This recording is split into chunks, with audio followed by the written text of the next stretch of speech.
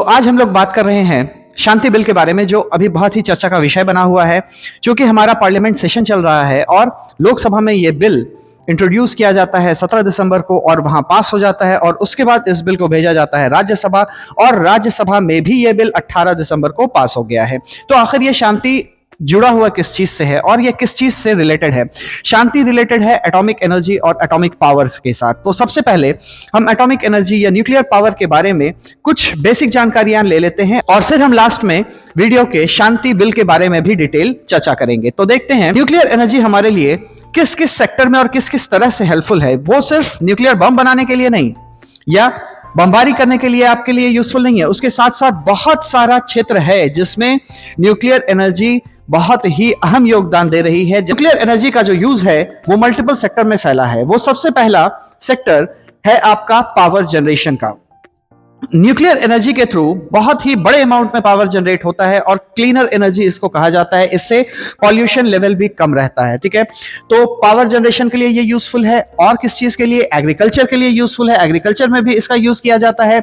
Medicine में भी, medical sector में भी इसका बहुत अहम योगदान है। कैंसर में जो रेडिएशंस के थ्रू ट्रीटमेंट होता है कैंसर का, वो भी इसी के थ्रू ड्रिवन है, इसी के थ्रू निकाला जाता है। और साथ ही साथ बहुत सारे मेडिकल इक्विपमेंट्स का, बहुत सारे मेडिकल डिवाइसेस का जो चीजें वहां यूज होती हैं उसको क्लीन करने के लिए गामा रेडिएशंस का यूज किया जाता है। तो मेडिकल सेक्टर में भी, मेडिकल क्षेत्र में भी ये बहुत ज्यादा उपयोगी है। साथ ही साथ इंडस्ट्रियल सेक्टर में, इंडस्ट्रीज में इसका बहुत ज्यादा यूटिलाइजेशन है। रिसर्च में तो इसका बहुत ही बड़ा और बहुत ही अहम योगदान है। तो ऐसा कई क्षेत्र है जहां पर न्यूक्लियर एनर्जी बहुत ही बड़ा रोल प्ले कर रही है। तो आखिर न्यूक्लियर एनर्जी है क्या, या न्यूक्लियर पावर या एटॉमिक पावर है क्या?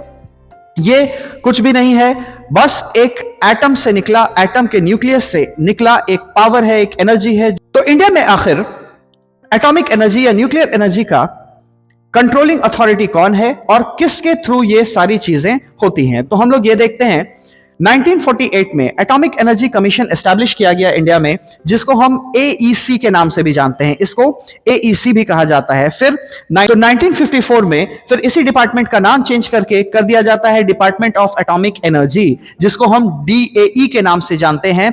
फिर 1958 में भी, यहां पर वो डेट नहीं दिया हुआ है बट मैं आपको बता दूं, 1958 में और भी इस डिपार्टमेंट में चेंजेस लाया गया, और अभी जिस तरह से डीएई फंक्शन करता है वो 1958 के ट्रांसफॉर्मेशंस का नतीजा है। उसमें जो लाया गया बदलाव था, उसके कारण आज जो सिस्टम हम डीएई का पाते हैं वो 1958 के बेसिस पर है। ठीक है, फिर 1974 में ऑब्वियसली आप सब कोई जानते हैं कि स्माइलिंग बुद्धा, जो कि इंडिया का फर्स्ट न्यूक्लियर टेस्ट था, इसका कोड नेम था क्या? स्माइलिंग बुद्धा, जो कि पोखरण में किया गया। फिर 1998 में पोखरण 2 हुआ, जिसमें ऑपरेशन शक्ति के थ्रू इंडिया ने यह डिक्लेयर किया खुद को कि अब वह न्यूक्लियर पावर कंट्री है, और पूरी दुनिया को इसने ऐलानिया तौर से डिक्लेयर करके बता दिया कि अब मैं एक न्यूक्लियर एम्पावर्ड नेशन हूं, मैं न्यूक्लियर सशक्त देश हूं। ठीक है, और 2008 में फिर इंडिया और यूएस, ये वही यूएस है जो इंडिया को बहुत ज्यादा प्रेशर दे रहा था कि आप न्यूक्लियर टेस्ट नहीं कर सकते हैं और आप न्यूक्लियर एनर्जी को अपने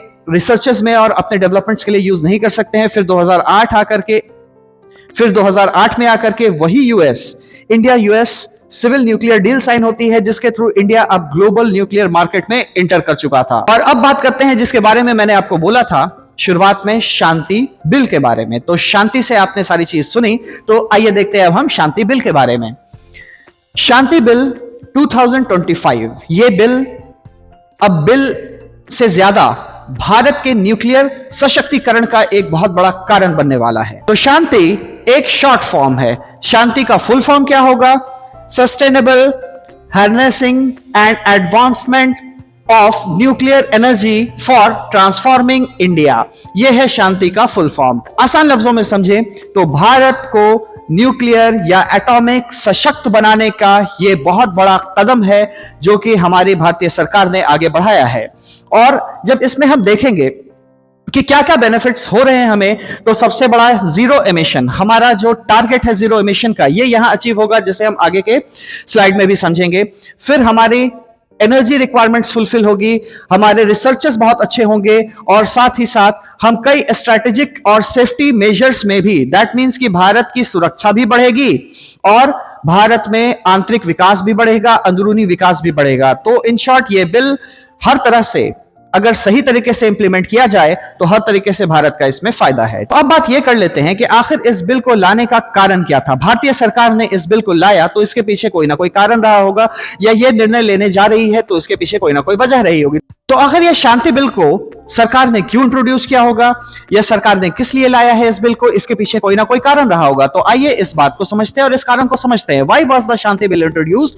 शांति बिल को क्यों इंट्रोड्यूस किया गया? क्योंकि भारत का एक बहुत बड़ा टारगेट है क्लीनर और सेफर क्लाइमेट का, जिसके थ्रू नेट जीरो टारगेट है हमारा कि हम 2070 तक 2070 तक 2070 तक हम अपने पॉल्यूशन लेवल को बहुत कम कर लेंगे। और दूसरा हमारा सबसे बड़ा टारगेट इस बिल से जो अचीव होगा, या इस रेगुलेशन से, इसके कानून बनने के बाद जो हमें अचीव होगा, वो क्या है? हमारे एनर्जी टारगेट का रिक्वायरमेंट फुलफिल होना। अभी हमारा एनर्जी सिर्फ और सिर्फ हम न्यूक्लियर एनर्जी से जो पावर जनरेट कर पा रहे हैं वो कितना है? 8.2 गीगावाट से। आज के डेट में 8.2 गीगावाट से ही एनर्जी हम जनरेट कर पा रहे हैं।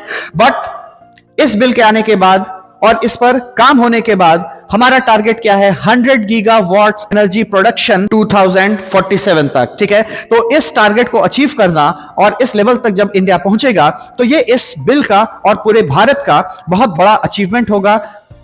तो इसके बाद हम आगे जब बात करेंगे कि इस बिल के आने से फर्क क्या पड़ेगा, या इस बिल के आने के बाद क्या क्या चेंजेस आएंगे, तो इस चीज को हम समझते हैं। तो सबसे बड़ा चेंज जो आएगा वो है एनपीसीआईएल पर। आखिर एनपीसीआईएल क्या है? अब एनपीसीआईएल का फुल फॉर्म क्या होता है? एनपीसीआईएल का फुल फॉर्म है nuclear power corporation of India limited. ठीक है, nuclear power corporation of India limited, ये एनपीसीआईएल का फुल फॉर्म है। तो ये शांति बिल आने के पहले एनपीसीआईएल का कंप्लीट कंट्रोल था। किस चीज के ऊपर कंप्लीट कंट्रोल था? तो जितना भी न्यूक्लियर पावर रिएक्टर इंडिया में फंक्शन कर रहा है, जितना भी न्यूक्लियर स्टेशंस भारत का है, जो कि कितना है? 24 स्टेशंस है, ये भी याद रखिएगा। 24 स्टेशंस पर पूरा का पूरा कब्जा या पूरा का पूरा कंट्रोल किसका था? यही एनपीसीआईएल का था। अब इसकी वजह से क्या था कि बहुत ज्यादा एनर्जी एक्सपेंशन हम नहीं कर पा रहे थे, बहुत ज्यादा ऊर्जा हम नहीं प्रोड्यूस कर पा रहे थे। लेकिन अब चूंकि इस बिल के आने के बाद, शांति बिल के बाद, इसका निजीकरण हो गया है, इसका प्राइवेटाइजेशन हो गया है। अब प्राइवेट बिजनेसमैन भी, बड़ी बड़ी कंपनियां भी बाकी सेक्टर्स में जिस तरह से फंक्शन करती हैं, इस सेक्टर में भी, न्यूक्लियर सेक्टर में भी अब वो अपना इन्वेस्टमेंट कर सकती हैं और वो इंडिया के पावर जनरेशन टारगेट में बहुत अहम रोल और योगदान प्ले कर सकती हैं।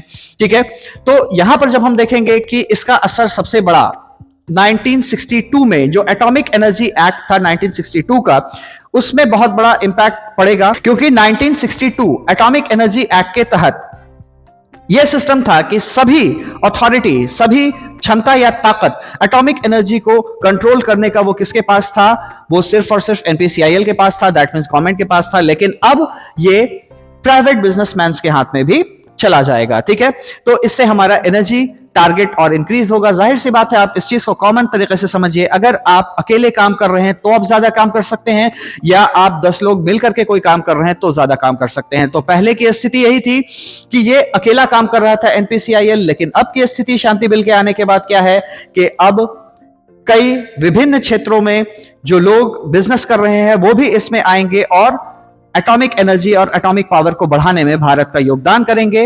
और भारत संभवतः आने वाले समय में बहुत बड़े न्यूक्लियर और एटॉमिक पावर और एनर्जी के फॉर्म में अपने आप को एस्टैब्लिश करेगा और पूरी दुनिया हमसे लाभान्वित होगी, हमसे बेनिफिट्स उठाएगी और हम अपने लिए भी बहुत सारा बेनिफिट्स इससे जनरेट कर सकते हैं। एक और इंपॉर्टेंट फैक्टर इस बिल में है जो आपको समझना है। एक और बिल आया था, एटॉमिक लाइबिलिटी बिल। ठीक है, एटॉमिक लाइबिलिटी बिल। ठीक है, इस एटॉमिक लाइबिलिटी बिल में क्या था कि जो 2010 में आया था, ये एटॉमिक लाइबिलिटी बिल कब आया था? 2010 में। इसमें क्या था कि अगर कोई घटना या दुर्घटना घटती है, ठीक है, या फिर कोई भी मिसहैपनिंग होता है, तो उस कंडीशन में उसका भरपाई सरकार की तरफ से किया जाएगा, या जो उसको सिस्टमेटाइज कर रही है या जो उसको चला रही है उसके थ्रू इसकी भरपाई करनी होगी। लेकिन अब इस क्लॉज को हटा दिया गया है। यह भी एग्जामिनेशन के लिए या आम जानकारी के लिए इंपॉर्टेंट है कि बस ये एक चेंज इस बिल में और बड़ा था। पहला एक सबसे बड़ा चेंज जो पूरा का पूरा सिस्टम को बदल दिया, जो 1962 के वक्त से आज तक हमारा एटॉमिक एनर्जी सिस्टम चल रहा था वो पूरी तरह से बदल जाएगा। और दूसरा सबसे इंपॉर्टेंट चेंज क्या होगा, 2010 में जो एटॉमिक लाइबिलिटी थी, मतलब जिम्मेदारी थी, अब वो खत्म हो जाएगी। हालांकि इससे बहुत ज्यादा डरने की बात नहीं है। अब के डेट में हमारे जो रिएक्टर्स हैं या जो सिस्टम है वो बहुत ज्यादा सिक्योर्ड है, बहुत ज्यादा सुरक्षित है कि कोई ऐसी घटना या दुर्घटना होने की आशंका बिल्कुल भी कम है। आशा करते हैं आपको यह वीडियो समझ आया होगा, सारा कॉन्सेप्ट्स क्लियर हो गया होगा। तो अगर वीडियो पसंद आया हो तो लाइक करना, कमेंट करना और सब्सक्राइब और शेयर करना बिल्कुल भी ना भूलें। As the say Academy, education is simply the soul of a society.